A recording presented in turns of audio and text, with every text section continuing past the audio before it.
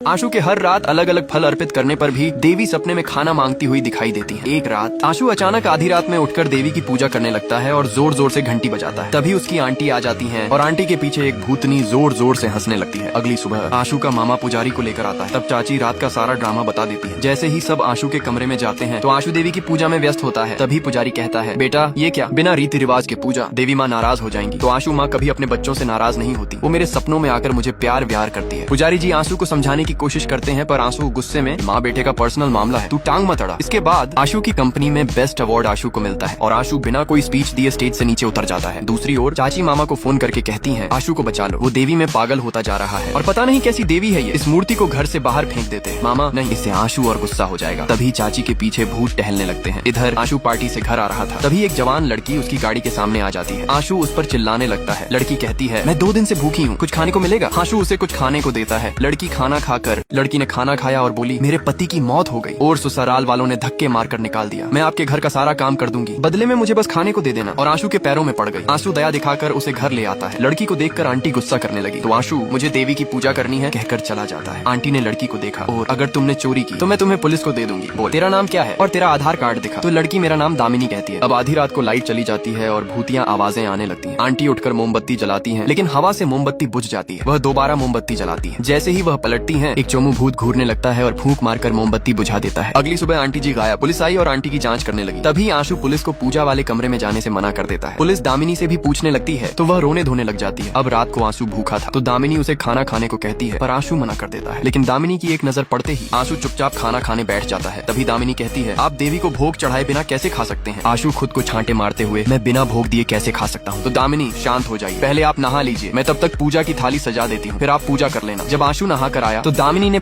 दामिनी थाली में मिठाई के साथ मछली मांस सजाकर आशु को देती है। आशु देवी को भोग चढ़ाकर पूजा करता है, फिर खाना खाने बैठता है। लेकिन जैसे ही वह खाना मुंह के पास लाता है उसे उल्टी जैसा महसूस होता है तो आशु बिना खाए ही सो जाता है। आधी रात को आशु अचानक उठता है तो उसे पूजा रूम से अजीब लाल रोशनी दिखाई देती है। आशु अंदर जाकर मूर्ति को देखकर हैरान हो जाता है क्योंकि जो भोग उसने माँ को चढ़ाया था वह माँ ने खा लिया था और मूर्ति के मुंह पर थोड़ा खाना भी लगा था। ये देखकर आशु खुश हो जाता है और तुरंत दामिनी को बुलाता है और देखो आज माँ ने भोग ग्रहण कर लिया। अगले दिन आशु नाश्ता अपनी नाक बंद करके खाता है क्योंकि वह सोचता है जब दामिनी से बना मांस वाला खाना माँ खा सकती है तो मैं क्यों नहीं। अब आशु हर रोज मांस का खाना पहले माँ को चढ़ाता है और फिर जबरदस्ती खुद खाता है। फिर धीरे धीरे आंसू शमशान घाट जाने लगता है और जलते हुए मुर्दों को देखना शुरू करता है क्योंकि इससे उसे मन की शांति मिलती थी। एक दिन आशु के घर पुलिस वाला आता है और मैंने आंटी को हर जगह ढूंढा पर उनका कुछ पता नहीं चला तो आशु तुम ये केस बंद कर दो कहकर चला जाता है। अब धीरे धीरे आंसू दिन रात माँ चिल्लाता है और माँ की पूजा करता है। एक रात जब मामा आशु के घर आता है तो नजारा देख डर जाता है क्योंकि आशु पागलों की तरह नाच नाच कर पूजा करते हुए माँ चिल्ला रहा होता है। मामा के टोकते ही देखो माँ ने मेरा भोग रोटी का बड़ा टुकड़ा बूढ़े को और छोटा वाला खुद रखता है तो बूढ़ा खुश होकर आंसू के गले में नीले डायमंड का हार पहनाकर कहता है, यह हार कभी मत उतारना, यह तुम्हारी सभी तकलीफें दूर कर देगा। मैं कृष्णानंद हूँ, यह हार तुम्हारा काम खत्म करके ये खुद मेरे पास आ जाएगा। इतना कहते ही वह गायब हो जाता है। अब आंसू जब घर जाता है तो उसे घर गंदा और सामान पर धूल लगी दिखती है और कपड़ों से बदबू आ रही होती है। आंसू दामिनी का दरवाजा खटखटाता है और कहता है, तुमने घर की साफ सफाई क्यों नहीं की? तो दामिनी, भाई आज मेरी तबीयत ठीक नहीं है, मैं कल पक्का साफ कर दूंगी। अब आशु को आंटी की याद आती है। वह कॉल करके अपडेट मांगता है पर पुलिस बताती है आपके कहने पर ही केस क्लोज कर दिया था। ये जानकर आशु परेशान हो जाता है और अपने दोस्त को कॉल करके आंटी की मिसिंग एड न्यूज़पेपर में डालने को कहता है। इधर मामा पंडित से पूछता है, आशु मेरे बेटे जैसा है और उसकी जान को खतरा है, आप बता दीजिए कि वह मूर्ति किस देवी की है? तो पुजारी 10 महादेवियों में से 9वीं देवी मातंगी की है। कल नया चांद निकलने वाला है और आशु की कल आखिरी रात होगी। अगली सुबह आशु अपने घर को साफ करके फ्रेश हवा लेने छत पर जाता है तो छत देख डर जाता है क्योंकि छत पर तंत्र मंत्र का साइन और कई सारी चिड़ियां और बिल्लियां मरी पड़ी होती हैं। आशु सीधा दामिनी पर चिल्लाता है। दामिनी कहती है, मैं साफ कर दूंगी और आज रात को देर से आना क्योंकि मुझे देवी माँ की स्पेशल। इधर हार पहनकर आंसू होश में आ चुका था तो आशु ऑफिस में पहले की तरह नॉर्मल बिहेव करता है। रात में अपना काम खत्म करके वह घर जा रहा होता है तभी अचानक उसकी कार खराब हो जाती है। आंसू टैक्सी पकड़कर घर जाता है तभी लाइट कट हो जाती है और फिर मामा आ जाता है और बताता है कि मूर्ति माँ मातंगी की है। माँ मातंगी माँ सरस्वती का तांत्रिक रूप है और उनकी पूजा पाठ में किसी भी तरह की गलती की माफी नहीं होती और माँ एक पिशाचिनी भेजती है इंसानी शक्ल में जो अगली अमावस्या तक उसकी बलि चढ़ा देती है